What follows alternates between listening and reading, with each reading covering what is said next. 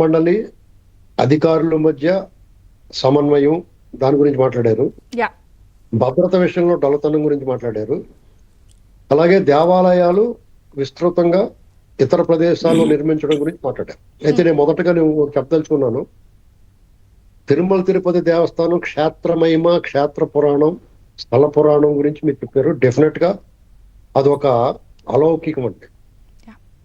ఆ క్షేత్ర మహిమ లాంటిది. ఆ శేషాచలం మీద ప్రతి అడుగు, ప్రతి కీర్తన, ప్రతి మాట, ప్రతి పువ్వు స్వామి వారికి అర్చనకే అంకితం.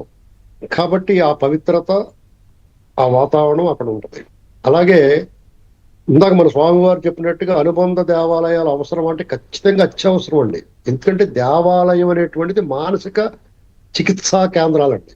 ఇది మనం గమనించాలి. మనం అందరం కూడా దేవుడి దగ్గరికి దండం పెట్టుకుంటున్నాం, ఒక అర్చన చేయించుకుంటున్నాం, ఆరతి వెలిగించి వచ్చేస్తున్నాం అనుకుంటున్నాం, కానీ మానసిక చికిత్సా కేంద్రాలండి దేవాలయాలు. ఇది గమనించాలి ప్రతి ఒక్కరు కూడా. వారి వారి మతాలకు సంబంధించి వారి వారి ప్రార్థనా మందిరాల్లో వారు ఆ స్వాంతన, స్వస్థత పొందుతున్నారు. కాబట్టి ఇటువంటి ఆలయాలకు కానీ ప్రార్థనా మందిరాలకు కానీ ఆదరణ ఉంటుంది. ప్రజలు మనశ్శాంతి పొందుతున్నారు అక్కడ.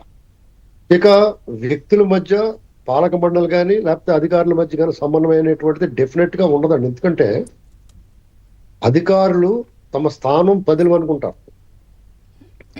వాళ్ళకి ఇక్కడ కాకపోతే ఇంకో చోట పనిచేద్దాం అనుకుంటారు. వ్యక్తిగతంగా ఇదంతా కూడా పాలక మండలి ఎవరైనా సరే, ఇప్పుడు మీరు రాష్ట్రాల్లో ప్రభుత్వాలు కూడా మీరు గమనించండి, ముఖ్యమంత్రి గారైనా లేకపోతే శాసన వ్యవస్థ ఏదైనా సరే నిర్ణయాలు తీసుకోగలరు, కానీ అమలు మాత్రం అధికారులే చేయాలి.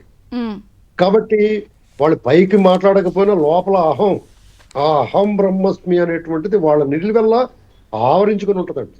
అలాగే ఇక్కడ కూడా. ఎందుకంటే పాలక మండలిలో మనం కూటమి ప్రభుత్వం వచ్చిన తర్వాత చంద్రబాబు నాయుడు గారి ప్రమాణ స్వీకారం అయిన తక్షణం తిరుమల తిరుపతి దేవుణ్ణి దర్శనం చేసుకుని, ఆయన ఇష్టదైవం దర్శనం చేసుకుని ఇక్కడి నుంచే ప్రక్షాళన మొదలు పెట్టాలని ఖచ్చితంగా అక్కడి నుంచే ప్రక్షాళన మొదలు పెట్టారు. ఎందుకంటే ఒక 20 సంవత్సరాల నుంచి మీరు గమనించండి, లేదా అంతకు ముందు ఒక 40 సంవత్సరాల్లో మీకు ఎన్టీ రామారావు గారు వచ్చిన తర్వాత తిరుమల తిరుపతి దేవస్థానం, అంతకుముందు ప్రసాద్ గారు నుండి వారు ఈవో గారు, అసలు వారందరూ కూడా తిరుమల తిరుపతి దేవస్థానంలో వారు పని చేస్తున్నామంటే అక్కడ ఉద్యోగం చేస్తున్నాం అనుకోలేదు. వాళ్ళు స్వామివారి సేవ చేస్తున్నాం అనుకున్నాం. స్వామివారికి అంకితం అయిపోయారు. స్వామివారి లాగానే భక్తులు కూడా చూసేవారు వాళ్ళు. ఇప్పుడు అలా చూస్తున్నారండి. ఇక్కడ అధికారులు ఏంటంటే తాము దేవుడి కంటే గొప్పవాళ్ళు అనేటువంటి ఫీలింగ్ లో, వాళ్ళ భావనలో ఉన్నారు. ఎందుకంటే వాళ్ళకి ఆ స్థానం ఎందుకు వచ్చింది, ఎవరి వల్ల వచ్చింది అనేటువంటిది గమనించుకోవాలి కదా. స్వామివారు భక్తుల్ని గౌరవిస్తే స్వామివారిని గౌరవించినట్టు నువ్వు అక్కడ మీరు చెప్పినట్లు కొన్ని అంశాల్లో భక్తుల్ని పురుగుల్లా చూసిన సందర్భాలు ఉన్నాయి. చాలా దురుసుగా వ్యవహరిస్తారు.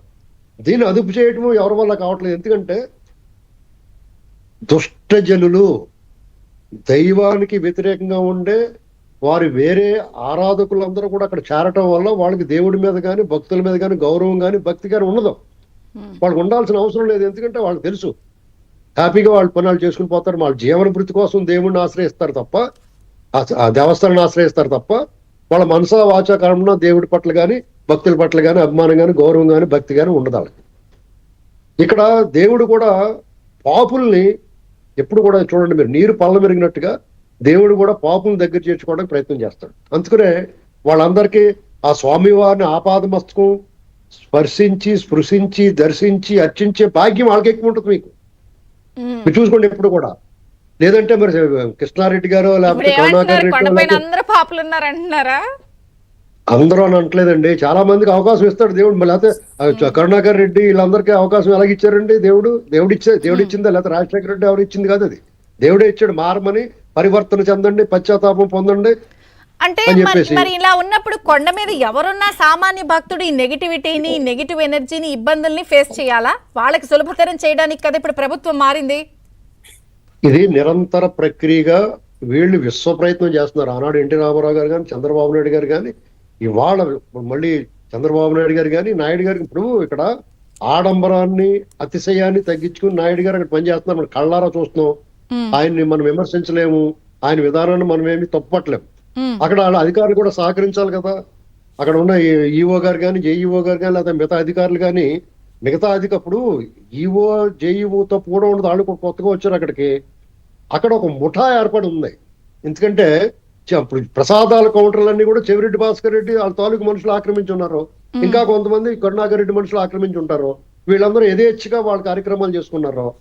మీకు ఇక్కడ ప్రభుత్వం మారిన తర్వాత ఈ జగన్మోహన్ రెడ్డి గ్యాంగ్ ఇంకా వాళ్ళ తాలూకు ప్రభావం అక్కడే ఉందంటే వాళ్ళు ఏ రకంగా వేళ్ళు ఉనికిపోయి ఉన్నారు అనేటువంటిది మనం